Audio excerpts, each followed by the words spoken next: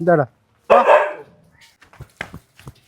ഇങ്ങനെ നോക്കി നോക്കി നോക്കി ഇച്ചിരി റെസ്റ്റ് എടുത്താൽ കൊള്ളാമെന്നുണ്ട്. അങ്ങനെ 10-25 വർഷം കൊണ്ട് ഇവിടെ നോക്കുക. അപ്പോൾ ആരുമില്ല. അപ്പം ഇപ്പോൾ കുറച്ച് റെസ്റ്റ് എടുത്താൽ കൊള്ളാമെന്നുണ്ട്. അതുകൊണ്ട്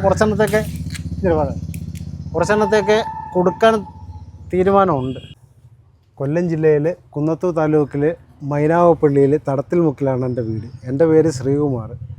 ഞാൻ 10-25 കൊല്ലമായിട്ട് ഈ പശു വളർത്തൽ ചെയ്യുന്നുണ്ട്. കൂടുതലും നാടൻ പശുക്കളെയാണ് ചെയ്തിട്ടുള്ളത്. പണ്ടത്തെ നാടൻ പശുക്കളെ ഓരോ കാലഘട്ടം കഴിയുന്നവരും ഓരോ 10 കൊല്ലം കഴിയുന്നതോറും ഓരോ ജനറേഷൻ്റെ പശുക്കളെ നമ്മൾ കൊടുത്ത് കാശ് വാങ്ങിക്കും. കാരണം വെച്ചാൽ എല്ലാം കൂടെ നമുക്ക് ഉൾക്കൊള്ളിച്ചുകൊണ്ട് പോകാൻ പറ്റത്തില്ല. കാരണം നമ്മൾ സ്വയമാണ് ഇതെല്ലാം ചെയ്യുന്നത്. ആൾക്കാരെ നിർത്തി കഴിഞ്ഞാൽ നമുക്ക് മുതലാകത്തുണ്ട്. കൂടുതലാകുമ്പോൾ നമ്മൾ മൊത്തത്തിൽ ഇത് കൊടുക്കുകയാണ്. അങ്ങനെ വന്നപ്പോഴേ കൊച്ചു പശുക്കളെ വളർത്തി കുറച്ച് നാട്ടിൽ അതിൻ്റെ ഒരു പരമ്പര ഉണ്ടാക്കാമെന്നുള്ള ശ്രമത്തിൽ അന്വേഷിച്ചപ്പോൾ അതൊരു ട്രെൻഡായല്ലോ. മോദിയുടെ കൂടെ ആൾക്കാർ ഒരു താല്പര്യം വന്നു തുടങ്ങി. അതെ അതെ, അതിന് മുമ്പേ ഇതിന് ആഗ്രഹം ഉണ്ടായിരുന്നു.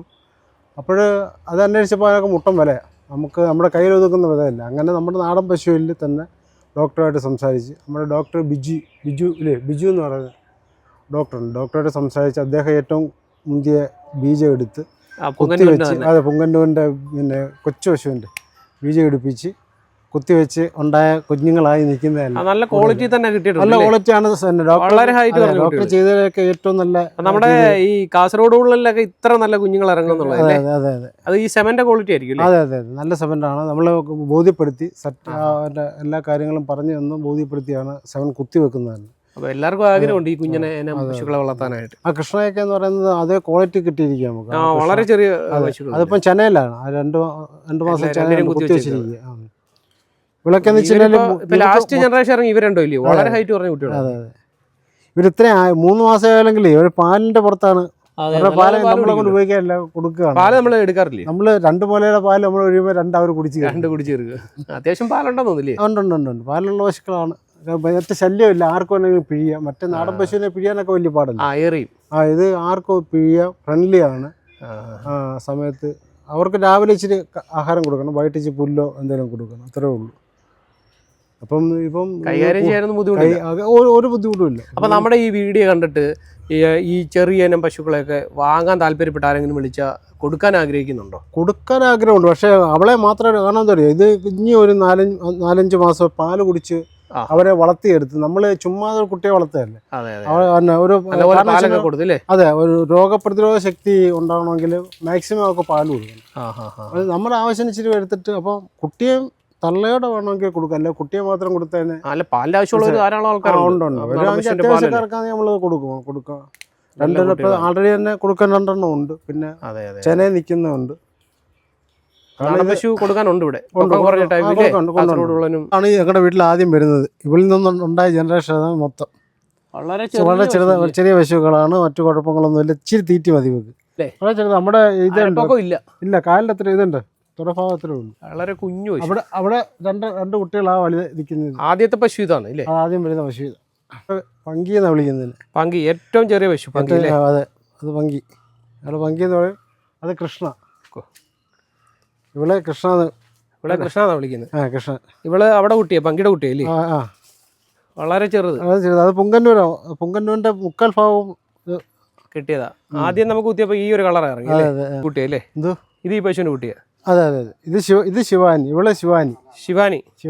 അത് പങ്കയുടെ ആദ്യത്തെ കുട്ടിയത് കേട്ടോ. നല്ല ഇണക്കമുണ്ട്. ഭയങ്കര ഇണക്കമാണ്.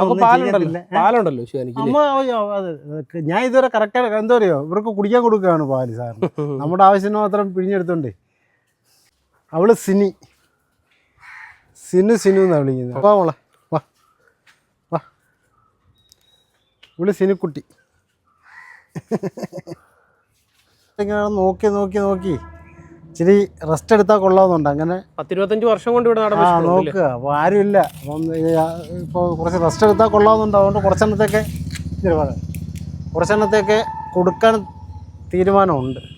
അത് നല്ലോണം നോക്കുന്ന ആൾക്കാർക്ക് മാത്രമേ കൊടുക്കത്തുള്ളൂ. നല്ല പശുക്കളല്ലേ? നല്ല പശുക്കൾ. അവരെ നല്ല രീതിയിൽ നോക്കുന്ന ആരെങ്കിലും ഉണ്ടെന്ന് ബോധ്യപ്പെട്ടാൽ അവരുടെ കയ്യിൽ ഏൽപ്പിക്കുക. കാരണം വെച്ച് കഴിഞ്ഞാൽ അവർക്ക് ആവശ്യത്തിന് ഒരുപാട് പേര് പാല് അന്വേഷിക്കുന്നുണ്ട്. കൊടുക്കും. ചെറിയ പശുക്കളൊക്കെ ഒരുപാട് പേര് അത് അന്വേഷിക്കുന്നു. അതേ ഒരു രീതി നോക്കുന്ന ആരെങ്കിലും നമ്മളൊക്കെ ബോധ്യപ്പെട്ട് വന്നു കഴിഞ്ഞാൽ നമ്മളത് കൊടുക്കുന്ന. ഇവരുടെ ഇണക്കമാണ് ഒരു പ്രത്യേകത അല്ലേ? ഇണക്കമെന്ന് വെച്ച് കഴിഞ്ഞാൽ ഭയങ്കര ഫ്രണ്ട്ലി. നമ്മൾ കണ്ടില്ലെങ്കിലും ഓടി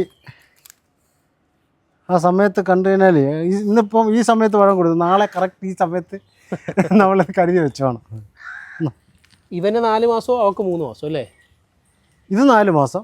അവക്ക് 4 മാസം. ശങ്കരന് 3 മാസം. ശങ്കരന് 3 മാസം. ശങ്കരൻ ഭയങ്കര ഫ്രണ്ട്ലി ആട്ടോ. നമുക്ക് ദൈവികമായിട്ട് കിട്ടിയത് അത്. കാരണം അടുത്ത ബ്രീഡ് എടുക്കണമെങ്കിൽ തന്നെ അവൻ തന്നെ അവനെ വളർത്തി തന്നെ നമുക്കത് മുന്നോട്ട് കൊണ്ടുപോകാൻ പറ്റും. ബ്രീഡിങ്ങിന് ഉപയോഗിക്കാമല്ലോ.